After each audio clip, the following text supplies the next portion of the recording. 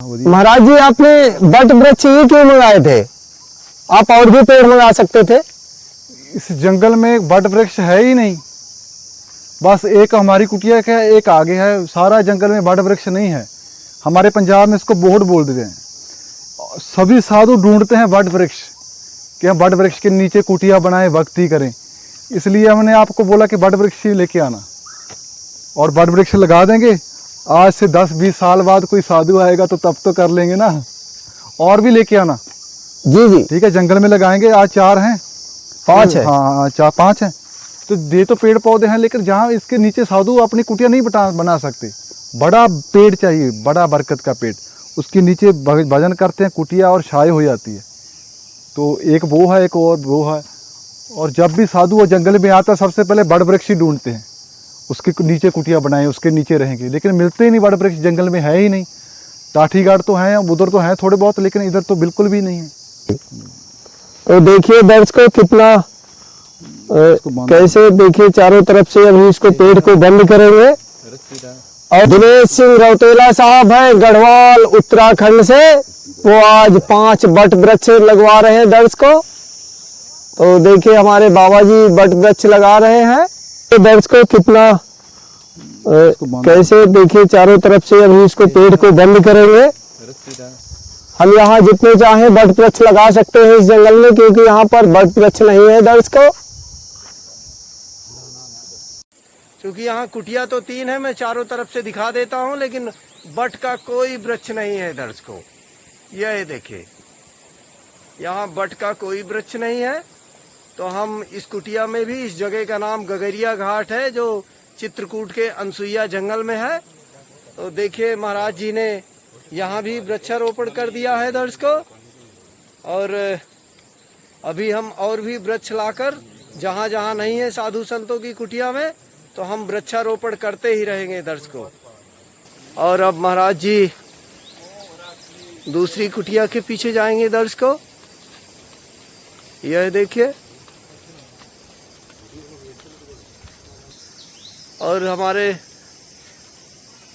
सरदार साहब भी लगे हुए हैं, प्रीतपाल सिंह जी। देखिए वृक्षारोपण कर रहे हैं दर्शकों, क्योंकि यहाँ भी कोई बट का वृक्ष नहीं था दर्शकों। तो हम इस जगह बट वृक्ष लगा रहे हैं महाराज जी। तो देखिए दर्शकों, अब हम 5वां बट वृक्ष भी लगाने जा रहे हैं दर्शकों। तो देखिए दर्शकों, हाँ जी जी जी जी। अब इस जगह है ना, मैंने पहली बार बट वृक्ष के पेड़ लगा रहा हूँ। मैंने और बहुत पौधे लगाए हैं, बहुत फूलों वाले लगाए हैं, लेकिन ये लगाएं कहाँ? घर पे तो लगा नहीं सकते, है ना। इसको लगाने के लिए इतनी खुली जगह चाहिए, ये आम जगह पर तो लगता नहीं। और इसके लिए ये जंगल ही है, और जहाँ लगा सकते हैं। इसको लगाने के लिए जिगरा चाहिए, इतनी जगह चाहिए। कौन लगा सकता? घर पे लगा सकते हैं इसको? इसके लिए मैंने जिंदगी में पहली बार लगाया है ये। जी जी, खेत में भी कोई नहीं लगा सकता। वो खेत में लगा देंगे, 1 किला वहाँ फसल होती है, वो रोक लेता है। ये बहुत बड़ी छाई होती है, और जंगल में तो छाई की जरूरत है ना। जंगल तो बने ही पेड़ों के लिए है, साधुओं के लिए, साधुओं के भजन के लिए जी। तो फिर जहाँ सबसे ज्यादा जरूरत है इनकी, मैं तो कहता हूँ सारे चित्रकूट के जंगलों में यही चाहिए, इसलिए जरूरी है भाई। देखिए दर्शकों, पहली बड़े होंगे तू आप बोर्ड। कमलेश जी ने बताया है कि बहुत सारे बंदर इस पर आते हैं। हमारे पंजाब में बोलते हैं टमाटा या बाटा बोलते हैं ना, कि बहुत सारे बंदर आते हैं, और इनसे कम से कम 20-25 बंदर आके वो बोर्ड पर आके जो बड़ वृक्ष है, टमाटर खाते हैं, बाटे खाते हैं, पलीसियां खाते हैं, और उनका खाना भी पूरा होता है इससे। सही बात है। अपने पंजाब में बोड़ कहते हैं, अपने पंजाब से बोड़ बोलते हैं, बरोटा भी बोल देते हैं। हमारे पंजाब में इसको बरोटा भी बोल देते हैं, बोहड़ भी बोलते हैं। अच्छा, आपके जहाँ बोलते हैं बरकत का पेड़ और बड़ वृक्ष। हाँ जी जी, हाँ, ये एक ही नाम है, इनके अलग अलग नाम है। जी जी। देखिए दर्शकों, तो मैं इस जगह का भी दृश्य आपको दिखाई दे रहा हूँ। ये देखिए, ये झोपड़ी है, और इस जगह पर महाराज जी ने वृक्षारोपण किया है दर्शकों। यह देखिए, तो महाराज जी बैठे हुए हैं। क्योंकि ये मंदाकिनी नदी से थोड़ा ऊपर आना पड़ता है दर्शकों, 300-400 मीटर। तो वहाँ से ढोकर पानी लाते हैं महाराज जी, और देखिए वहीं से ढोकर अभी भी पानी लाए हैं दर्शकों। तो अभी हम पेड़ों में पानी डालेंगे महाराज जी, और लगातार पानी डालते रहेंगे दर्शकों। ये देखिए महाराज जी मंदाकिनी नदी से पानी लेकर आए हैं और यहाँ पेड़ में डाल रहे हैं दर्शकों, और ऐसे ही 5 पेड़ों में डालेंगे दर्शकों। ये देखिए फिरते आप जरा गिले ना इतनी रख ली दर्शकों, देखिए तो महाराज जी वृक्षों को पानी दे रहे हैं दर्शकों। मैं फिर बता दूं 400-300 मीटर ढोकर लाना पड़ता है पानी मंदाकिनी तट से, और मंदाकिनी के उस पार महाराज जी की सीढ़ी कुटिया है 300-400 मीटर दूरी पे दर्शकों, और वहीं से ढोकर पानी लाते हैं हमारे महात्मा दर्शकों। तो महाराज जी ने पूरा गड्ढा भर दिया है दर्शकों। ये दर्शकों दूसरा डिब्बा भी भरकर ले आए महाराज जी मंदाकिनी से। देखिए दर्शकों, तो ऐसे मंदाकिनी से पानी ढोकर लाना पड़ता है। तो महाराज जी वृक्षों को पानी देने जा रहे हैं दर्शकों। जो अभी हमने जो महाराज जी ने अभी बट वृक्ष लगाया है, जो दिनेश सिंह जी रौतेला साहब जी ने गढ़वाल देवभूमि उत्तराखंड से भेजा था दर्शकों। तो यह देखिए दर्शकों, तो अभी महाराज जी पौधों को पानी दे रहे हैं जो मंदाकिनी से ढोकर लाए हैं दर्शकों। ये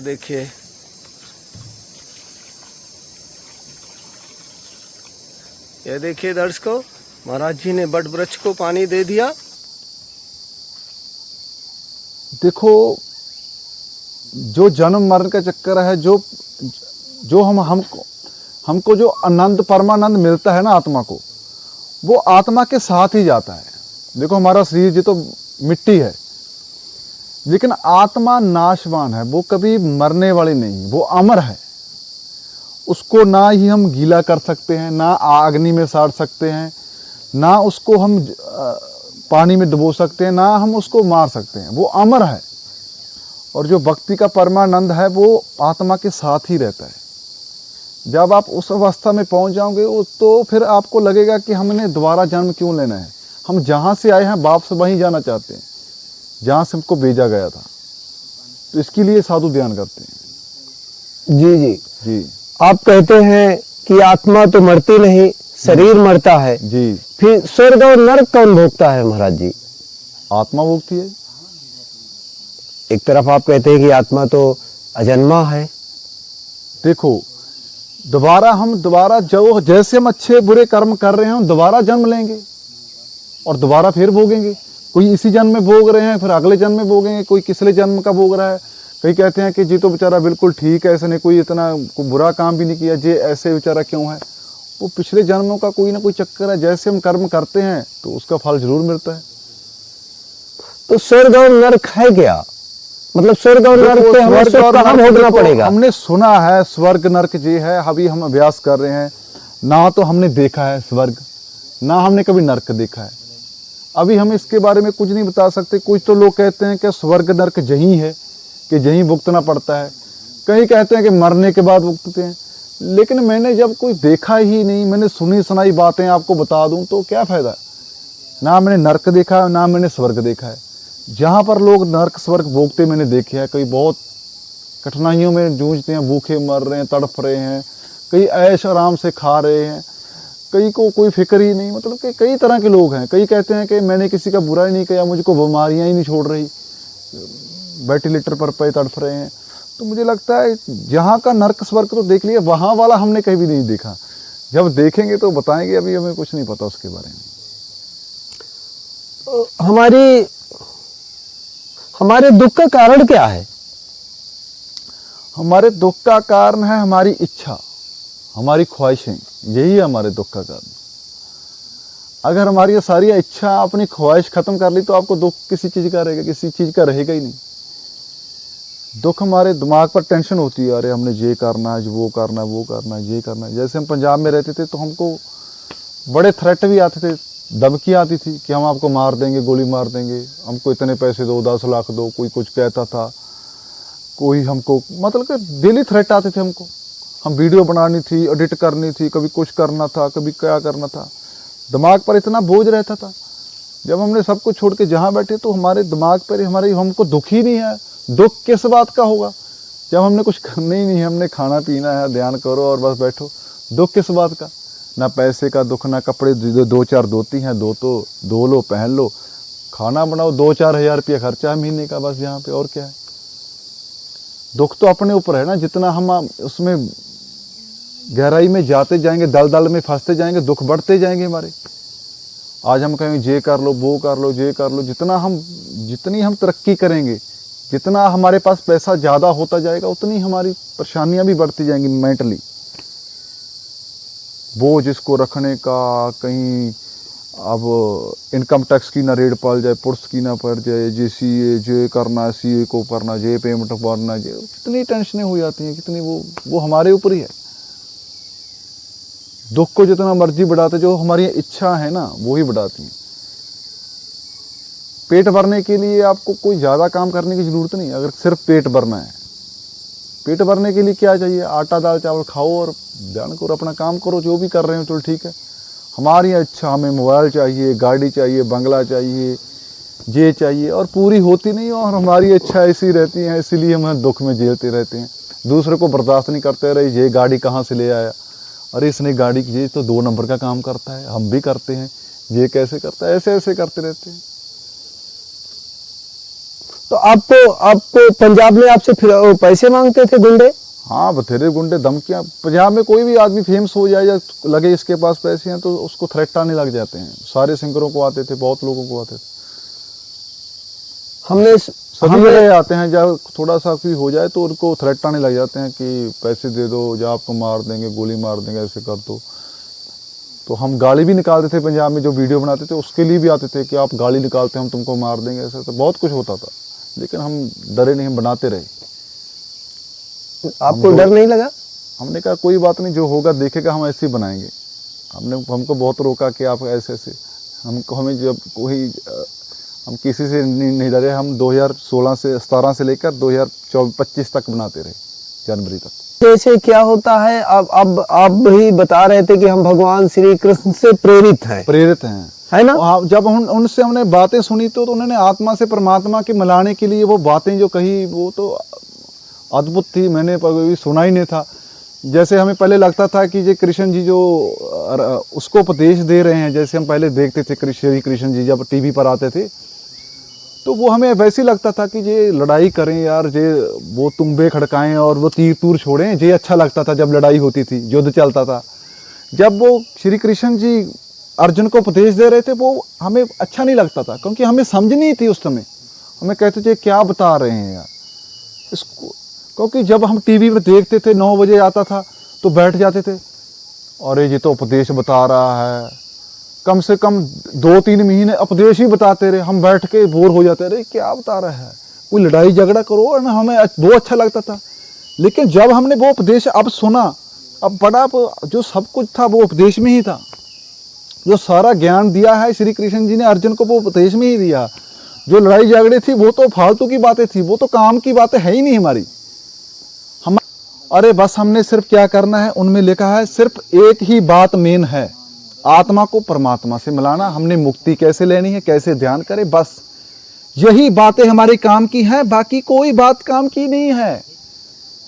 भगवान ने बार बार यही कहा कि मनुष्य का जो जीवन है बड़ी मुश्किल से मिलता है। हमने ध्यान साधना भक्ति करनी है, अच्छे कर्म करने हैं और पुण्य दान करना है, बस यही 2-3 काम है मेन। और हम बार बार जो सोशल मीडिया पे है वो नहीं है। जैसे मैं बोल रहा हूं, मुझे परमानंद नहीं मिला, जब मिल जाएगा हम यहां नहीं आएंगे, खाप गुप्त हो जाएंगे, ठीक है। फिर हमने क्या लेना देना, वो आपको नहीं मिलेंगे। तो यहाँ चित्रकूट में ऐसे संत रहते हैं जो सोशल मीडिया में नहीं आते? देखो, मैंने तो सुना है, आपसे सुना है, वो कोई संत गुफा में रहते हैं। आप कहते, एक दिन बताया था, वो किसी से लेते भी नहीं, गाली देते हैं, पीछे से मोड़ देते हैं, बात भी नहीं करते वो। हाँ जी, सही है। कई संत ऐसे हैं बिल्कुल गुप्त रहते हैं, वो गाली देते हैं, भगा देते हैं, उनने क्या लेना देना। आप उनके सामने 10 लाख लेके वो कहे भाग, हमने क्या लेना। सोना और मिट्टी वो एक बराबर समझते हैं, वो हैं, वो आपको ऐसे नहीं मिलने वाले। आप ध्यान करोगे, भक्ति करोगे, वो दूर से आपको स्कैन कर देते हैं कि हाँ ये किस लिए आया है। उससे मिलेंगे जो परमात्मा की प्राप्ति के लिए बात करेगा, अंदर से साफ होगा। जो पहले ही करेगा हमें कोई सट्टा बता दो, हमारे गर्लफ्रेंड भाग गई, अरे हमारी शादी नहीं हो रही, अरे हम बीमार हैं, उनको भगा देते हैं। वो और किसी और के पास जाओ। परमात्मा से इन चीज़ों का कोई लेना देना नहीं। तो वो हैं, वो बड़े गुप्त हैं और वो सोशल मीडिया पर नहीं है, वो ऐसे पब्लिक नहीं है, उनके पास भीड़ नहीं है, वो कहीं कहीं है। अगर आप खोजने चलोगे तो आपको मिल जाएंगे, आप जो भी काम करोगे तो आपको मिल जाएगा। हम दर्शकों से अच्छे अच्छे मन से चाहोगे, दिल से चाहोगे, आप घर से चल पड़े ना तो आपको मिल जाएगा। चलो संत हैं, ठीक है, संतों का मतलब है कि वो सीधी सादी बात करें कि भाई साहब हमें कुछ नहीं चाहिए। कोई भी जो नाम देने वाला साधु संत है वो पैसे नहीं मांगते, वो आटा दाल चावल भी नहीं लेंगे आपसे। अगर उनके पास पीपे में पड़ा है तो कहेंगे हमारे पास है, जरूरत हुई तो वो मांग लेंगे, वो पैसा नहीं लेंगे। वो आटा दाल चावल ठीक है, थोड़ा सा ले लिया बहुत है। अरे पैसे से तो त्याग करना है, माया को तो छोड़ना है ना, माया तो सबसे पहले है। और माया आप ले रहे हो तो हमदिल उसके पास कुछ नहीं है। जो माया ले रहा है वो तो माया को एक्सेप्ट कर रहा है ना।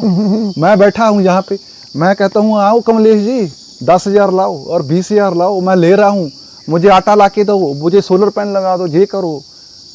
अरे फिर मैं यहाँ क्या करने आया हूँ? मैं तो माया से फिर जूझ रहा हूँ ना, यहाँ आने का तो कोई फायदा नहीं ना। ठीक है, मेरा घर से सारा कुछ आ रहा है। अगर हमने जो जिसके पास कुछ नहीं है, भूखा है, साधु भक्ति कर रहा है, तो उसके लिए चाहिए राशन पानी, आटा दाल चावल, ठीक है, थोड़ा बहुत। जो तो ले रहे हैं फिर बाद में बेच आते हैं दुकानों पर। जी बिल्कुल बेचते हैं। आता रहता है, इकट्ठा करते रहते हैं, बहुत सारा इकट्ठा हो गया, बेच देते हैं। अरे ये क्या है? आपको जितनी जरूरत है लो, खाओ और अच्छे से। हम दर्शकों से बता भी देते हैं, जो भूखे मार रहे हैं उनको दे दो। देखो जहां पर भी तुम आप डालो, जहां पर बड़ा मंदिर होगा, बड़ा धाम होगा, वहीं ज्यादा चढ़ावा चढ़ता रहेगा। और वो छोटे मंदिर हैं जहां पर मतलब कि चलो मैं वैसे तो मैं देने नहीं चाहता, वहां पर कुछ भी चाहता ही नहीं। और जहां पर भूखे मर रहे हैं वहां नहीं दे सकते, जहां पर पहले ही अरबों खरबों पड़े हैं वहां और देते रहेंगे और देते रहेंगे। उनको लगता है कि भगवान को हम दे रहे हैं कि हमको अच्छा होगा। अरे भगवान को आप पैसे से खुश कर सकते हो, आदमी के बनाए हुए नोट, अरे भगवान ने आपको बनाया है और आप नोटों से खुश कर सकते हो। आप अगर आप खुश करना है तो आप जो भूखे मर रहे हैं उनका पेट भर सकते हो। ठीक है, जहाँ का आपका लगे कि हाँ ये हमारा पैसा अच्छी जगह लग गया। जो तड़फ रहे हैं, किसी का इलाज करवा रहे हैं, वो है। जिसका पेट भरा है, जिसके पानी की सिविल लगी है पहले से, वो पी के कहता है इसमें मीठा कम है, उनको क्या फायदा पिलाने का? वो तो पहले से फुल है ना। साथी देखो कितने साथी हैं, मैं इनको बुलाता हूँ, आते हैं, इनसे हम जबरदस्ती भक्ति भी नहीं करवा सकते किसी से। हम भक्ति से किसी से करवा नहीं सकते। अगर जबरदस्ती बैठा भी देंगे घंटा तो वो और ही कोई सोचता रहेगा, ध्यान नहीं करेगा। जब अंदर से उठता है ना, अंदर से लालसा होती है ना, तभी भक्ति करता है। जब भैंस होती है, उसको पानी पिया होता है पूरा, उसको कहें हियो हियो हियो हो और पी लो, वो पिएगी नहीं। जब उसको अंदर से प्यास लगती है ना, फिर पीती है वो। ऐसा जितना मर्जी पिया लो, जब अंदर से आपको उठेगा ना फिर आप ध्यान करोगे। ऐसे नहीं कर सकते, जबरदस्ती किसी से ध्यान नहीं करवा सकते, वही है करवाने वाला जी। हाँ, जो विचार चल रहे हैं हमारे अंदर उसी के चल रहे हैं। हमारे अंदर 100 विचार आते हैं। जैसे कमलेश जी आप आए आज, आपके अंदर 100 विचार होंगे पहले कि हम पहले ये जाएं ये जाएं ये जाएं ये जाएं, पर लेकिन उनमें विचारों में से किया काम आपने एक। ऐसे हमारे दिमाग में भी इतने विचार चलते हैं, 100 विचार, और उनमें से हम एक विचार पकड़ लेते हैं कि प्लानिंग हम बहुत करते हैं, ये करना ये करना ये करना, लेकिन करते हम एक हैं। जो विचार चल रहे हैं वो परमात्मा के चल रहे हैं। जब हम सात्विक हो जाएंगे, ध्यान करेंगे, तो हमें अंदर सात्विक विचार आने लग जाएंगे धीरे धीरे। जब हम मांसाहारी होते हैं, तामसिक होते हैं, तो हमें हमारे अंदर तामसिक विचार आने लग जाते हैं। हम जैसा खाना खाएंगे, जैसा हम काम करेंगे, जैसा करेंगे वैसे विचार धीरे धीरे, अगर आप ध्यान करने लग जाओगे सच्चे मन से तो आपके विचार धीरे धीरे बदलने लग जाते हैं। तो आपके अंदर विचार, जो मेन विचार ही परमात्मा के हैं, विचार ही आपको बदल देते हैं। आपके अंदर एक विचार आ गया कि मेरे के अंदर एक विचार आया कि हमने चित्रकूट चलना है, हम आ गए। हमारे अंदर एक विचार, परमात्मा ने ये कह दिया कि अब हमने यहाँ जाना, हम वहाँ चले जाएंगे। ठीक है, अगर वो चाहे तो वो तो 1 मिनट में कर देता है, वो आपको सोचने नहीं देता कि हमने ये करना है, वो करना है, वो करना है। जब वो खींचने आता है ना तो ऐसे आता है फटक से। आप जितने भी आपके अंदर बंदश हो, जाल हो, जितना भी आपका बड़ा बिजनेस हो, वो कहते का छोड़, तू कहे छोड़ के भागेगा तू ये नहीं सोचेगा कि मेरा इतना नुकसान हो रहा है। किसी को हो जाता है भराग, किसी को भराग करवाना कर पड़ता है। वो ध्यान से, धार्मिक ग्रंथ पढ़ने से, अच्छे संतों की सत्संग सुनने से धीरे धीरे भराग उठ जाता है। तो फिर ये विधि और पूजा परंपरा आई कहाँ से? किसने पूजा परंपराएं किसने बनाई, विधियां किसने बनाई? ये विधियां तो 112 विधियां हैं ध्यान की। नहीं, ध्यान की नहीं, हाँ, ये पूजा परंपरा, जैसे जो हमें जो है, हम बचपन से देख रहे हैं अपने ही घर में, जो पूजा विधियां हैं, मूर्ति पूजा है, जो भी विधियां हैं, जो दिन है, ये सारा कुछ मतलब कि लोगों की इच्छा के लिए बनाई है। और कोई कहता है मेरी शादी नहीं होती, अरे तुम ये कर लो, ये पूजा कर दो, तुम जहाँ पर नारियल चढ़ा दो, अरे पंडित के पास जाते हैं, हमारा ये काम नहीं हो रहा, अरे अभी हो जाएगा, ये कर दो, अरे हमारा ये नहीं हो रहा, ये, अरे किसी पंडित के पास जाओ, उसको बोलो कि हमें परमात्मा से मिला दो, कोई है कोई तरीका? वो कहेगा ये नारियल चढ़ा दो, वो भी यही ऐसे ही करेगा, उनको पता ही नहीं सिस्टम का।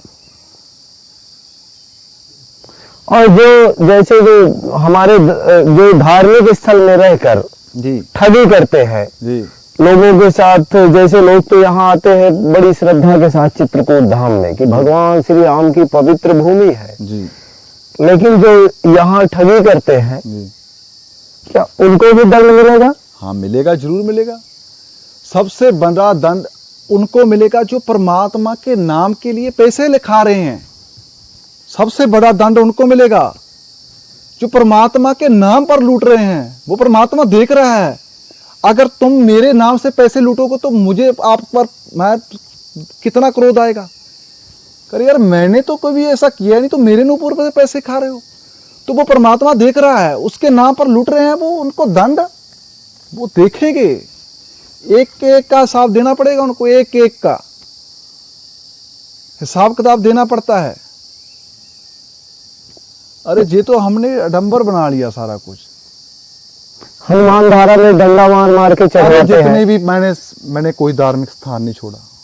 मैंने ऑल इंडिया घुमा हूँ, मैं सारा इंडिया घूमा, बाहर भी गया हूँ, तो मैंने देखा है जितने धार्मिक स्थान होंगे उतनी वहां पे ज्यादा लूट होती है, ज्यादा लुटेरे होते हैं, जेब कतरे ज्यादा होते हैं। तुम देखना, हाँ तुम किसी भी धार्मिक स्थान पर जाओ, अरे जेब कतरों से बचो, बार बार लिखा होगा। अरे कोई कहेगा मेरा पर्स खो के ले गया, अरे कोई कहेगा अरे वहां तो इतनी सस्ती है, जहां पर इतनी महंगी है। धार्मिक स्थानों पर तो लुटेरे बैठे हैं यार, लूटने वाले हैं। अरे कहीं कुछ नहीं है, सारा कुछ अंदर है, अंदर है हमारे अंदर, बाहर कुछ नहीं है। जैसे हमारे पंजाब में कहावत है, वो बताते थे कि हमारे परमात्मा में रब बोलते हैं, रब। अच्छा, परमात्मा को रब बोलते हैं ज्यादातर, हे रब्बा, उसको रब बोलते हैं। परमात्मा, ईश्वर, अल्लाह, गॉड, वाहिगुरु, ये सब एक ही नाम है। अच्छा जी, तो उसको बोलते हैं कि और रब और आदमी दोनों जब बात कर रहे थे तो आदमी ने बोला कि रब बोलता है कि हम लुकन छिपाई खेलते हैं। हमारे पंजाब में खेलते, उसको बोलते हैं लुकन मचीची। आप में लुकन छिपाई बोलते हैं, जो छोटे बच्चे खेलते थे जी, वो कहते हैं हम वो खेलते हैं। वो कहते हैं ठीक है। तो परमात्मा कहता है चलो ठीक है, आदमी को बोला तो हमें ढूंढ रहा, हम भागते हैं। तो वो छुप गए कहीं, तो वो आदमी ढूंढने लगा उसको, और ढूंढता रहा, कहीं नहीं मिला। जब वो बुजुर्ग हो गया और बैठा था तो तब वो आया। तो परमात्मा ने बोला, अरे हमने लुकन छिपाई खेल रहे थे, हमने ढूंढा नहीं तुमने हमें। वो कहता है अरे मैं तो बुजुर्ग हो गया हूं, मैं तो तब से आपको ढूंढ रहा हूं, मैंने कोई धार्मिक स्थान नहीं छोड़ा, कोई मैंने मंदिर, मस्जिद, गुरुद्वारा, कोई धार्मिक स्थान नहीं छोड़ा। काशी, हरिद्वार, मैंने सभी जगह गया, आप तो कहीं नहीं मिले। जी जी। अरे कहा हम कहीं नहीं थे, हम तो आपके अंदर छुप गए थे, जहां थे, और आप हमें बाहर ढूंढते रहे। तो परमात्मा हमारे अंदर है, यहां है, यही है। जो बोल रहा है, जो आत्मा बोलती है, यही परमात्मा का अंश है। जैसे समुद्र से पानी का गिलास भर लें, समुद्र परमात्मा है, गिलास बॉडी है, और पानी हमारी आत्मा है, वो परमात्मा का ही अंश है। और मुक्ति का कारण, मुक्ति क्या है कि भक्ति के कारण 10 द्वार खोल के पानी उसमें डाल दिया, आत्मा क्या हुई? परमात्मा ही बन गई ना, यही मुक्ति है। और जब आत्मा और परमात्मा एक हो जाती है तो सभी गुरुओं ने यही ऐसा ही करा। गुरु नानक देव जी, शिवजी महाराज, गुरु नानक देव जी ने ध्यान किया, आत्मा और परमात्मा एक हो गए, वही भगवान ही हो गए। आप भी सभी भगवान ही हो, हम भी परमात्मा ही हैं। अगर ध्यान करें, उनसे मिलाएं, हम उन्हीं के अंश हैं। तो ध्यान करना पड़ता है ना। तो वो परमात्मा जो भी है हमारे अंदर है, बाहर कुछ नहीं है। जे कर देंगे, उसने पे कर दिया, जे लड़ते रहो, झगड़ते रहो। हम कितना मर्जी पैसा ले, हम किसी को खुश नहीं कर सकते, किसी को। हम अपनी फैमिली को नहीं खुश कर सकते। लोग हैं, अपनी घरवाली को खुश कर सकते हैं। दुनिया की तो छोड़ो, घरवाली को चाहे कितने करोड़ों के सूट दिलवा दो, कितना कुछ मर्जी दिलवा दो, वो खुश। 10 दिन होगी, 15वें दिन फिर वो नाराज। फिर हम किसी को खुश कर ही नहीं सकते, तो क्यों पागलपन करते हो? क्या फायदा? ये सब बकवास है। 2025 साल हो गए क्रिश्चियन धर्म को, और 1400-1500 साल हो गए मुस्लिम धर्म को चलते को, और सिख धर्म को 555 पता नहीं 60 साल हो गए, 1469 ईस्वी में। तो इससे पहले क्या था? सनातन ही था।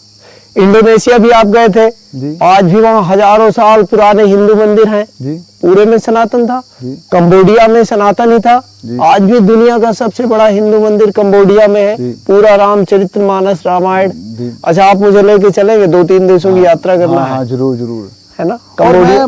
मैं बार बार फिर यही बताता हूँ। तो आखिर इसके सिमटने का कारण क्या है भाई? अगर पूरी धरती में सनातन था, कोई बौद्धिस्ट बन गए, कोई इस्लामिक बन गए, कोई सिख बन गए, और तो इसका आखिर क्या कारण है? देखो, पहली बात तो हम जिस लाइन पे चल रहे हैं, उस लाइन में हम इस चीज को मानते ही नहीं।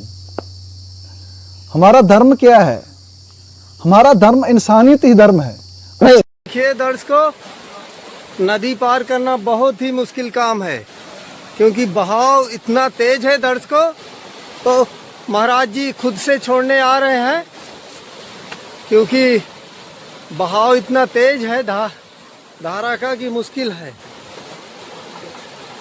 खड़े रहना दर्शकों।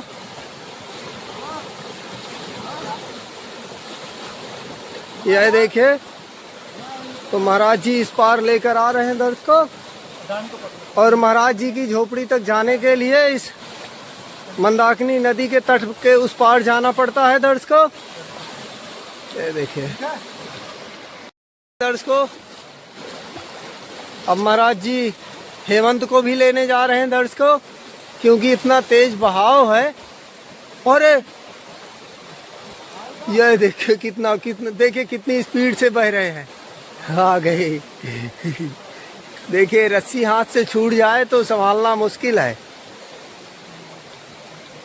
तो देखिए दर्शकों, अब हेमंत को भी लेकर आ रहे हैं। तो देखिए दर्शकों, मंदाकिनी तट के उस पार महाराज जी की कुटिया है दर्शकों। यह देखिए, और यह देखिए, मतलब रस्सी के बिना इस पार आना बड़ा मुश्किल है दर्शकों। देखिए कितना तेज बहाव है। देखिए देखिए दर्शकों,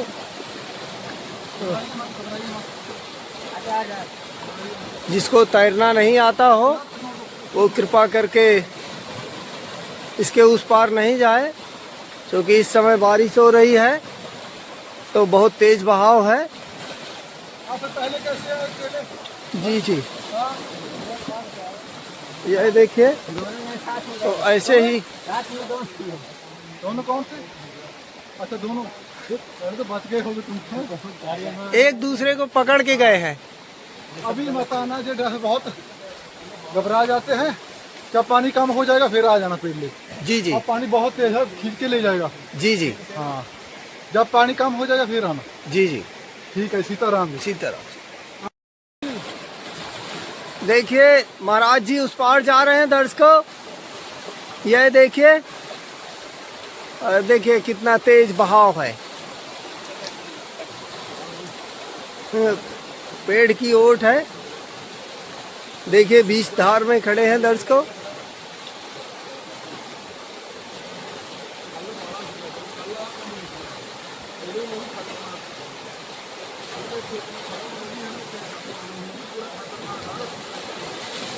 यह देखिए,